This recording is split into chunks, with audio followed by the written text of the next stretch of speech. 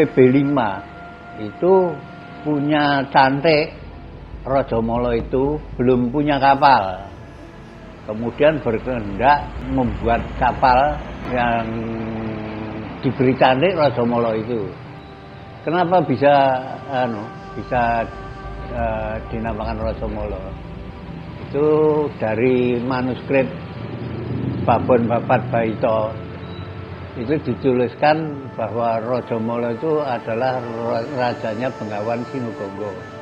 Sakti sekali hingga PB5 itu berkehendak buat kapal yang diberi Cantik Rajamala.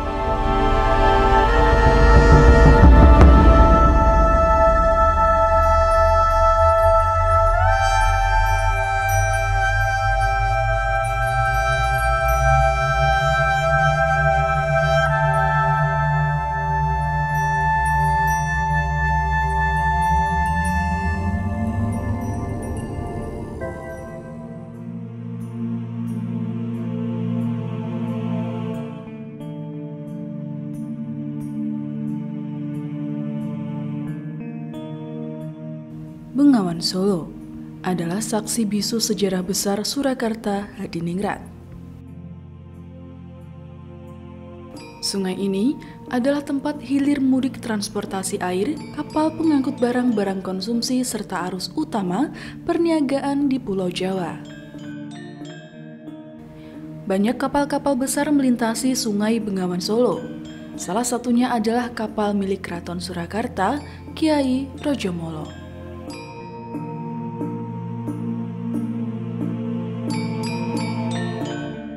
Kapal buatan putra dari Pakubuwono IV ini pernah berlayar mengarungi Sungai Bengawan Solo sebagai alat transportasi perjalanan dinas dan mengantar kemanapun sang raja ingin pergi.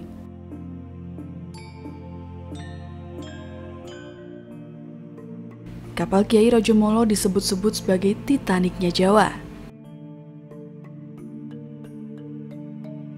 Kapal ini membentang sepanjang total 70 meter dengan lebar 7 meter.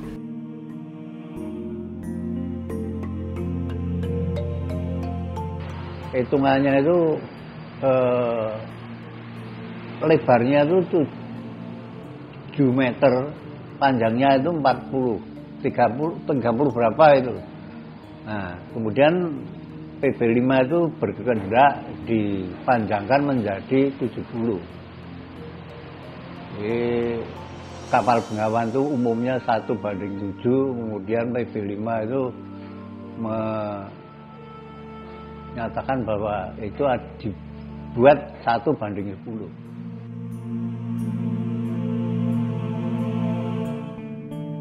Menurut riwayatnya dalam lakon pewayangan Kongso Adu Jago, Rajamala dikisahkan sebagai tokoh manusia setengah raksasa. Sosok Rajamala dikenal tiada tanding.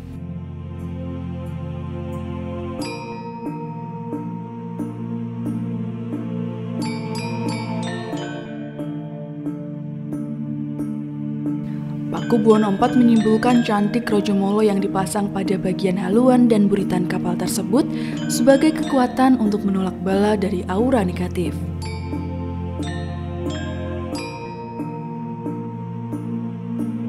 Dalam bahasa Indonesia, cantik digunakan untuk penyebutan hiasan yang dipasang pada bagian kapal.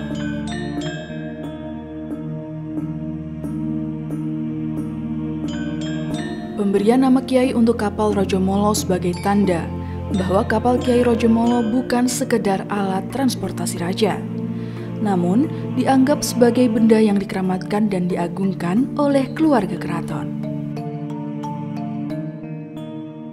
Jadi Rajamala itu Raja Bengawan di India sana.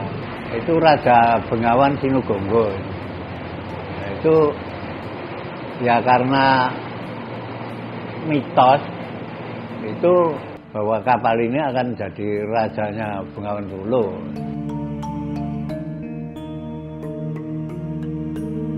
Kapal Kiai Rajamala terbuat dari kayu jati yang diambil dari hutan keramat milik Keraton Surakarta, yaitu Hutan Danalaya Wonogiri, Jawa Tengah.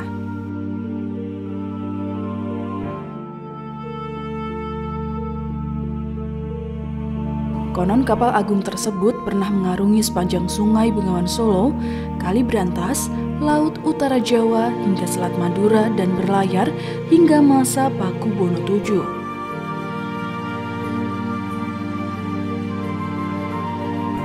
Dalam serat babat Madura yang disimpan Museum Radia Pustaka, dijelaskan bahwa kapal Kiai Rajamala pernah digunakan Pakubono IV untuk mengantar putranya, Pangeran Adipati Anom melamar Putri Pamekasan Madura.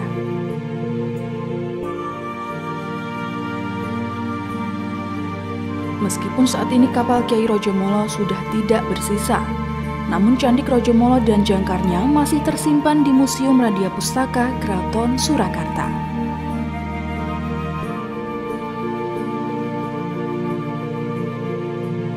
Sebenarnya kalau secara lengkap, kalau kita bicara Candik Rajamala itu kan sebenarnya suatu perahu ya.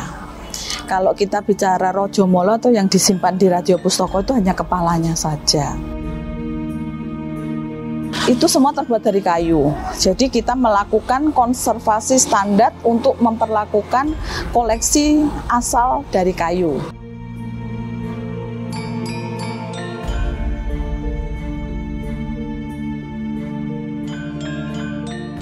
Ya, kalau untuk kesehariannya itu kami hanya lap, Mbak. Lap pakai lap biasa itu. Tetapi kita punya fumigasi setiap 1 tahun sekali untuk menghilangkan rayap atau supaya tidak terkena rayap.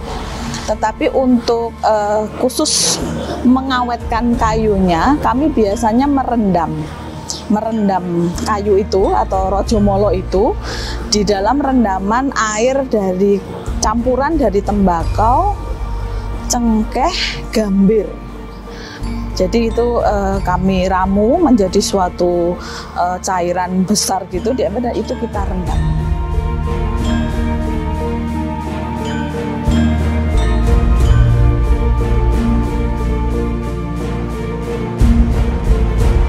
Kisah Rajamala yang luar biasa itulah, pada akhirnya pemerintah Kota Solo menetapkan Rajamala sebagai ikon terbaru Kota Solo. Wajahnya yang merah dengan mata melotot, rambut panjang, taring tajam dan penampilannya yang terkesan urakan tersebut diubah menjadi Rajamala yang sedang melompat dengan riang. Tidak mengapa, memang Kota Solo perlu simbol ikon yang klasik ya. Keraton Solo itu kalau simbolnya kan seperti simbol Pemkot, tetapi Solo punya riwayat tersendiri di mana 1945 adalah kerajaan. Saat ini, struktur kapal Kiai Rajamala memang tinggal kenangan. Masih menjadi misteri bagaimana dan kenapa kapal agung milik Keraton Surakarta ini menjadi tiba-tiba lenyap. Hingga kini tak ada yang tahu di mana kapal yang asli berada. Bahkan bangkai kapal pun tak dapat teridentifikasi. Perahunya sekarang ada di mana itu kita tidak pernah tahu sekarang ini, karena begitu Keraton Solo itu perdagangan dan lalu lintas itu melalui Jalan Raya Dendeles yang sekarang disebut Slamet Riyadi, dan juga ada rel kereta api yang dibangun PP10. Jadi 6 generasi berikutnya itu lalu lintas perjalanan raja-raja itu melalui kereta dan tentu naik kuda, tidak lagi melalui perahu.